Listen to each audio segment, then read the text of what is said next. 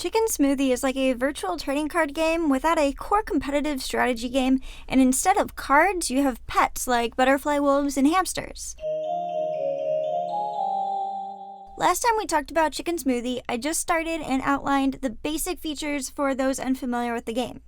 Now that I've been playing for a few months, I feel comfortable sharing some things I've learned and giving a recommendation verdict. Long story short, I recommend playing Chicken Smoothie. Chicken Smoothie has a good balance of input for output. You only have to log in a few times a month for a few minutes to fully experience the game. At the beginning of the month, you adopt your monthly pets. Then if there are any additional holidays that month, log in for those pets and log in every once in a while to check how your pet's aged or change in rarities or accept trades. You can definitely log in more often than that if you get caught up in trading. But just to clarify, you don't have to put any more effort than that to just maintain the standard of gameplay. You don't have to feed your pets, you don't have to take care of them, you possess them, they go through their life cycle, and that's a little interesting to watch, so that's something you might want to pay attention to. However, it's not required. I like that it has such little overhead because that's not what the game's about. The game is essentially about trading. That being said, there's a bit of overhead to clear before you can get comfortable trading. Let's quickly go over how rarities work and the basics of how to assess fair trades. I'm going to quote some bits from Hakomi's Understanding Rarities Guide. So I actually downloaded this to my phone and I read it on the train. I've been conducting trades on Chicken Smoothie, but I didn't really know what was fair. I didn't know how to edit the trades. I wasn't really good at assessing it. So I decided to download some guides. Definitely read, what's on the forums, what's linked on the forums if you want to get your own understanding. And I think this is a good place to start. I've got a link to this guide in the description, but you could totally also find this on the Chicken Smoothie forums yourself. Basically, so every month there are new pets to adopt. For instance, you can get 7 chicken eggs. 4 of those eggs will grow up to be the common variation of the adult. 2 will become an uncommon, 1 might be rare.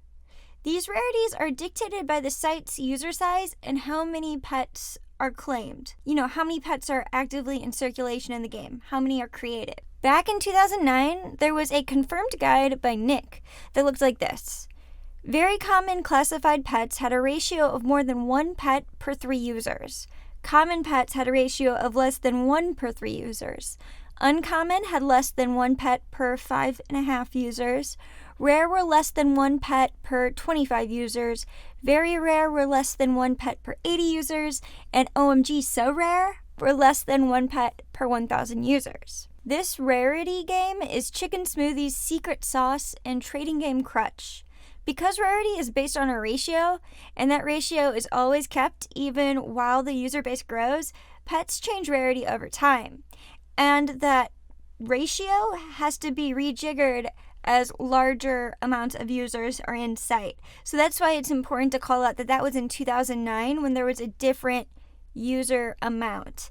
Now that there's a larger user amount, those ratios most likely have scaled up. We don't have any verification of that, so that's why I disclosed back in 2009. This is why all the special release pets from 2008 are high rarity. The user base was much smaller when these pets were released.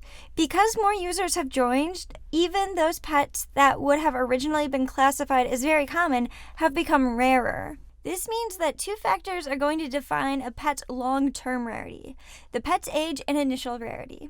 But other things will play into this because humans don't always follow binary logic when developing preferences. So a wolf pet that started out as being uncommon and they were released in 2012, those 2 things are going to dictate its long-term rarity and worth in the larger trading ecosystem on Chicken Smoothie. But other things are going to work into that too. The deeper you get into the trading game part of Chicken Smoothie, the more you're likely to hear about list pets. The rare pets list is a consensus-defined hierarchy of the rarest pets on Chicken Smoothie.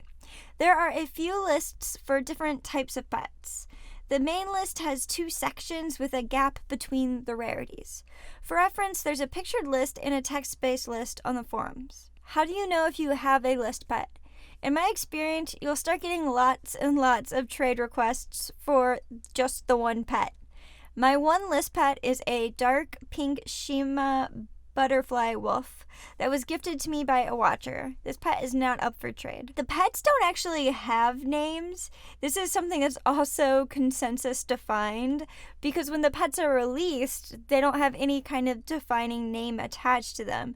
It's a lot like the lab map pieces on Neopets. Those are just named by their numbers by the community, and trying to buy them is crazy. If Chicken Smoothie were to implement some kind of pet auction system, it would be super hard to find the one specific pet and do that from a drop-down list, because it's not really the way it's organized. Because of shifting rarities and user demand, not all equal rarity pets are the same.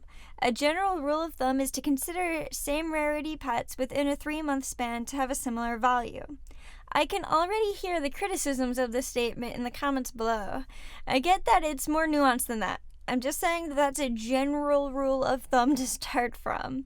What this means is if you've got a pet from December, you might consider it the same rarity as a pet from November, December, January, if it's initially the same rarity. So like an uncommon pet from that 3-month span might be equal across the board, but you're also going to factor in the human factors as well as how pretty is it, what are the colors like, is this pet species very popular. When trading your pets, keep in mind that you're totally allowed to value bunnies more than dogs or pink pets over green pets. Just like all other pet sims, you should make sure you're doing things because they make you happy, not just because you're supposed to. Find the pets you want and try to get them because you want them, not just because some list says they're special. Of course, there's going to be high score lists on any game, and if there isn't, then users will come up with a way to develop their own high score list, and consensus-defined lists are a great way to do that. But if you really don't care and you're just playing this game to make yourself feel good about life, it's totally fine to play the game like you're developing a bonsai tree or a rock garden and just collect what makes you happy when you look at it. If you see a pet that sparks joy in you, you should go after it. Don't just do stuff because other people are doing it. You don't have to be defined as successful by your peers. Just develop your own goals and follow those. That's what I always say about every virtual pet game, but your own internal success is so important, and if you don't follow it, then you're not going to have any inspiration to play the game. So do what you will with list pets, but don't expect everybody to care about them the same way. And when all else fails, you can ask other people for their input on trades. My caveat to this is that you're going to get a lot of conflicting opinions. Just read the comments on my last Chicken Smoothie video. Every time I've asked for perspective on trades, I've received reasons from well-spoken outsiders for both the stance that it's fair and that it isn't. You can usually develop an argument for both directions of whether a trade is fair or not, and personal bias is going to paint that through and through. I do have a question for you guys about trading etiquette. Let's say a person sends me a trade for a pet that doesn't have an assigned rarity yet. Is it rude to not respond to this trade until after the rarity is assigned or the pet's fully grown? This means that I'm going to leave the trade offer in my inbox and straight up not respond for maybe weeks. I personally don't think this is rude, but I could totally be misreading the situation and how it's handled largely by the community. Do you guys think that this is rude? Is there a better way to handle the situation? My favorite regular activity on Chicken Smoothie is the pound, and I spend a lot of time with the window open trying to catch the opportunity to snag a pet that's on my wish list. This game feature is neat and really adds to the strength of the trading game. I love how simple Chicken Smoothie is. I would love to do an exercise in future-proofing the game or structuring it for mobile, but that's something for a different video. I started grouping my pets. When I started playing Chicken Smoothie, I saw a lot of people doing really elaborate groups for their pets, and I don't think that'll make me very happy because it's just a lot of work to keep up with. There is some satisfaction in organizing and the act of organization, but it's so easy to fall behind on archiving. So I wanted to do like a very simple group structure, and even now it's getting more complicated. How do you guys group your pets? How should I group mine? I'm thinking about setting the ones that are up for trade, apart from those who aren't up for trade. But I want to have it set up in a way that people can browse through my groups and see all the pets that they're hoping are intuitively placed in which groups. So that's a little challenging. I'd like to hear how you guys do it and how you recommend doing it, whatever the standard is. I might have to do like a little digging into that, into why the society operates the way it does within certain parameters. This is my first video in a while. I'm hoping that I'm back from this break. A lot of stuff's happened in the last 2 weeks. We got a new president, and that can kind of get under your skin.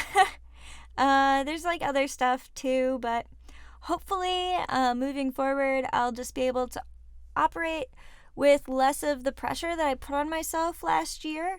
Over the last year, I operated with a lot of structure for my YouTube channel, and I think that did a lot more hindering than it did helping.